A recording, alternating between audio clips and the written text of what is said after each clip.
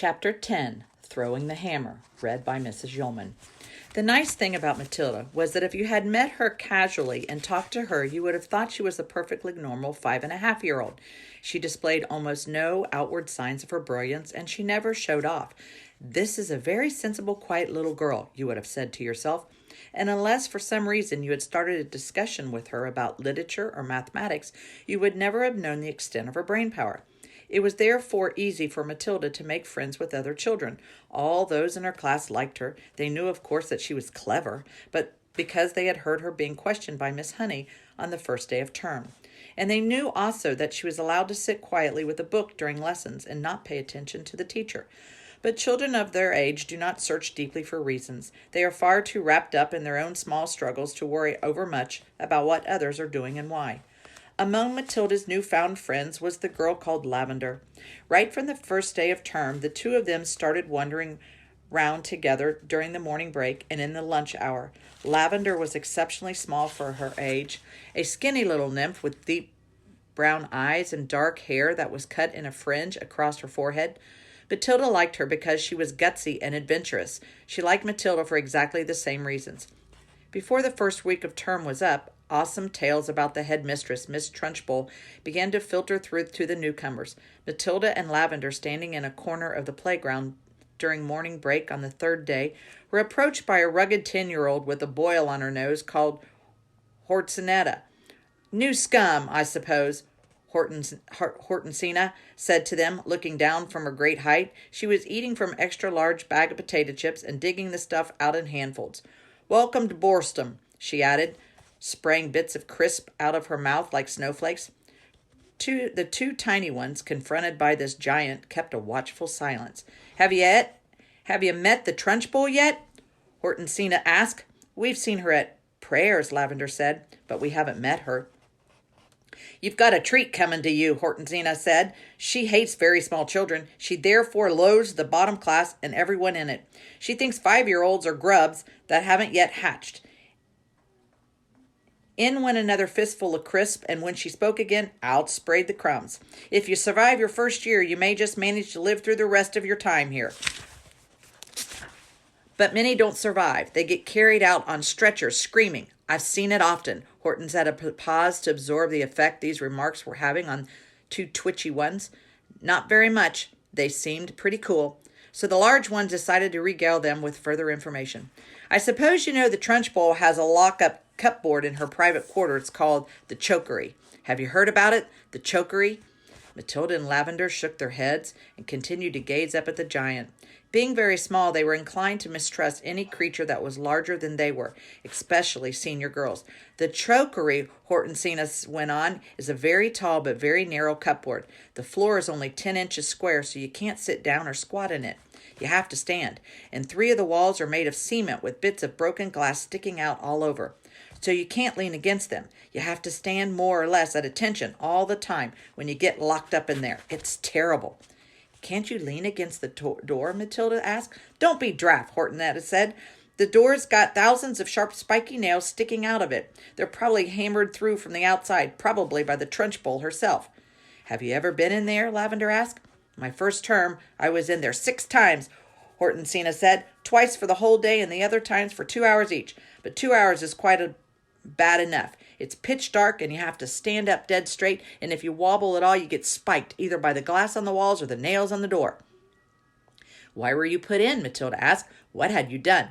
"The first time," Hortensetta said, "I poured half a tin of golden syrup onto the seat of the chair Trunchbull was going to sit in at prayers. It was wonderful. When she lowered herself into the chair, there was a loud squelching noise, similar to that made by a hippopotamus when lowering its foot into the mud on the banks of the Limpo River. But you're too small and stupid to have read the Just So stories, aren't you?" "I've read them," Matilda said. "You're a liar," Hortensina said amiably. "You can't even read yet. But no matter. So when the Trunchbull sat down on the golden syrup, the squelch was beautiful, and when she jumped up again, the chair sort of stuck to the seat of those awful green breeches she wears and came up with her for a few seconds until the thick syrup slowly came unstuck. Then she clasped her hands to the seat of her breeches, and both hands got covered in the muck. You should have heard her bellow." "But how did she know it was you?" Lavender asked. A little squirt called Ollie Bogwhistle sneaked on me, Hortensia said. I knocked his front teeth out. And the Trunchbull put you in the chokery for a whole day? Matilda asked, gulping. All day long, Hortensia said. I was off my rocker when she let me out. I was babbling like an idiot. What were the other things you did to get put in the chokery? Lavender asked.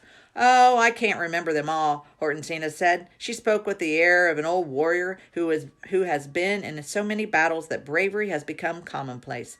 It's all so long ago, she added, stuffing more crisp to her mouth. Ah, yes, I can remember one. Here's what happened. I chose a time when I knew the Trunchbull was out of the way teaching the sixth formers, and I put up my hand and asked to go to the bogs. But instead of going there, I sneaked into the Trunchbull's room, and after a speedy search, I found the drawer where she kept all of her gym knickers. Go on, Matilda said, spellbound. What happened next? I had sent away by post, you see, for this very powerful itchy powder. Hortensia said it cost 50 pup a packet and was called the Skin Scorcher. The label said it was made from the powdered teeth of deadly snakes, and it was guaranteed to raise welts the size of walnuts on your skin. So I sprinkled this stuff inside every pair of knickers in the drawer, and then folded them up again carefully. Hortensia paused to cram more crisp into her mouth. Did it work? Lavender asked. Well, Hortensia said a few days later, during prayers, the Crunchbull suddenly started scratching herself like mad down below. Aha, I said to myself, here we go. She's changed for Jim already. So it was pretty wonderful to be sitting there watching it all and knowing that I was the only person in the whole school who realized exactly what was going on inside the Trunchbull's pants. And I felt safe, too. I knew I couldn't be caught. Then the scratching got worse. She couldn't stop. She must have thought she had a wasp nest down there. And then, right in the middle of the Lord's Prayer, she leapt up and grabbed her bottom and rushed out of the room. Both Matilda and Lavender were enthralled. It was quite clear to them that they were at this moment standing in the presence of a master. Here was somebody who had brought the art of skullduggery to the highest point of perfection. Somebody, moreover, who was willing to risk life and limb in pursuit of her calling. They gazed in wonder at this goddess, and suddenly even the boil on her nose was no longer a blemish, but a badge of courage. But how did she catch you that time? Lavender asked, breathless and with wonder. She didn't, Hortensia said, but I got a day in the chokery just the same. Why? They both asked. The Trunchbull has a nasty habit of guessing. When she doesn't know who the culprit is, she makes a guess at it. And the trouble is, she's often right. I was the prime suspect this time because of the golden syrup job. And although I know she didn't have any proof, nothing I said made any difference. I kept shouting, how could I have done it, Miss Trunchbull? I didn't even know you kept any spare knickers at school. I didn't even know what itching powder is. I never heard of it. But the lying didn't help me in spite of the great performance I put on. The Trunchbull simply grabbed me by one ear and rushed me to the chokery at the double and threw me inside and locked the door. That was my second all-day stretch. It was absolute torture. I was spiked and cut all over when I came out. It's like a war, Matilda said, overawed. You're darn right it's like war, Hortensia cried, and the casualties are terrific. We are the Crusaders, the gallant army fighting for our lives, with hardly any weapons at all, and the Trunchbull is the Prince of Darkness, the foul serpent, the fiery dragon, with all the weapons at her command. It's a tough life. We all have to try to support each other. You can rely on us, Lavender said, making her height of 3 feet 2 inches stretch as tall as possible. No, I can't, Hortensia said. You're only shrimps, but you never know. We may find a use for you one day in some undercover job. Tell us just a little bit more about what she does, Matilda said. Please do. I mustn't frighten you before you've been here a week, Hortensia said. You won't, Lavender said. We may be small, but we're quite tough. Listen to this, then, Hortensia said. Only yesterday the Trunchbull caught a boy called Julius Rotwinkle eating licorice all sorts during the scripture lesson, and she simply picked him up by one arm and flung him clear out of the open classroom window. Our classroom was 1 floor up, and we saw Julius Rotwinkle go sailing out through the garden like a frisbee and landing with a thump in the middle of the lettuces. Then the Trunchbull turned to us and said, from now on, anybody caught eating in class goes straight out the window. Did this Julius Rotwinkle break any bones? Lavender asked.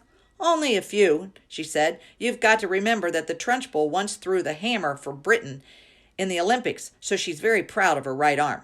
What's throwing the hammer? Lavender asked. The hammer? is actually a ruddy great cannonball on the end of a long bit of wire, and the thrower whisks it round and round his or her head faster and faster, and then lets it go. You have to be terrifically strong. The Trunchbull will throw anything around just to keep her arm in, especially children. Good heavens, Lavender said. I once heard her say, Hortensina went on, that a large boy is about the same weight as an Olympic hammer, and therefore he's very useful for practicing with. At that point, something strange happened. The playground, which up to then had been filled with shrieks and the shouting of children at play, all at once became silent as a grave. Watch out, Hortensina whispered. Matilda and Lavender glanced around and saw the gigantic figure of Miss Trunchbull advancing through the crowds of boys and girls with menacing strides.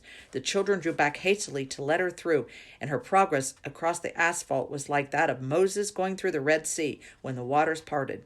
A formidable figure she was, too, in her belted smock and green breeches. Below the knees, her calf muscles stood out like grapefruits inside her stockings. Amanda Thrump, she was shouting. You, Amanda Thrump, come here. Hold your hats, Hortensina whispered. What's going on? Lavender whispered back. That idiot Amanda has let her long hair grow even longer during the holes, and her mother has pleated it into pigtails. Silly thing to do. Why silly? Matilda asked. If there's one thing the Trunchbull can't stand, it's pigtails, Hortensina said. Matilda and Lavender saw the giant in green breeches advancing upon a girl of about 10 who had a pair of plaited gold pigtails hanging over her shoulders. Each pigtail had a blue satin bow at the end of it, and it all looked very pretty. The girl wearing the pigtails, Amanda Thorpe, stood quite still, watching the advancing giant, and the expression on her face was one that you might find on the face of a person who is trapped in a small field with an enraged bull which is charging flat out towards her. The girl was glued to the spot, terror-struck, pop-eyed, quivering, knowing for certain that the day of judgment had come for her at last. Miss Trunchbull had now reached the victim and stood towering over her. I want those filthy pigtails off before you come back to school tomorrow, she barked. Chop 'em off and throw 'em in the dustbin. You understand? Amanda, paralyzed with fright, managed to stutter, My mommy likes them. She plates them for me every morning. Your mommy's a twit, said the Trunchbull, bellowed. She pointed a finger the size of a salami at the child's head and shouted, You look like a rat with a tail coming out its head. My mommy thinks I look lovely, Mr. Trunchbull, Amanda stuttered, shaking like a Blanchman. I don't think a tinker's toot what your mommy thinks, the Trunchbull yelled, and with that she lunged forward and grabbed hold of Amanda's pigtails in her right fist and lifted the girl clear off the ground. Then she started swinging her round and round her head, faster and faster, and Amanda was screaming blue murder, and the Trunchbull was yelling, I'll give you pigtails, you little rat. Shades of the Olympics, Hortenson murmured. She's getting up speed now, just like she does with the hammer. 10-1, she's going to throw her. And now the Trunchbull was leaning back against the weight of the whirling girl and pivoting expertly on her toes, spinning round and round, and Sue Amanda Thrump was traveling so fast she became a blur. And suddenly, with a mighty grunt, the Trunchbull let go of the pigtails, and Amanda went sailing like a rocket right over the wire fence of the playground and high into the sky. Well thrown, sir, someone shouted from across the playground, and Matilda, who was mesmerized by the whole crazy affair, saw Amanda Thorpe descending in a long, graceful parable onto the playing field beyond. She landed on the grass and bounced 3 times and finally came to rest. Then, amazingly, she sat up. She looked a trifle dazzled, and who could blame her? But after a minute or so, she was on her feet again and tottering back towards the playground. The Trunchbull stood in the playground, dusting off her hands. Not bad, she said, considering I'm not in strict training. Not bad at all. Then she strode away. She's mad, Hortensina said. But don't the parents complain? Matilda asked. Would yours? Hortensina asked. I know mine wouldn't. She treats the mothers and fathers just the same as the children, and they're as all scared to death of her. I'll be seeing you sometime, you two. And with that, she sauntered away.